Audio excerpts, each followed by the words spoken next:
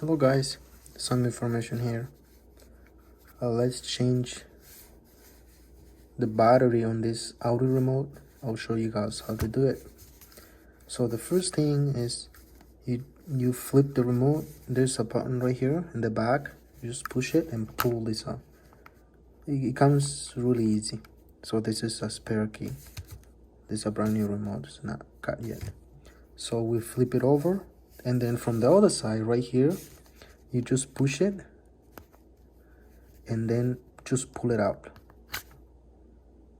Some remotes comes like really hard, but this was really easy. And then we just remove the battery, and then the number. Just make sure how the battery came off. Don't put it backwards. The number is CR2032. So after you replace it, just put it back again and push it until it clicks. If you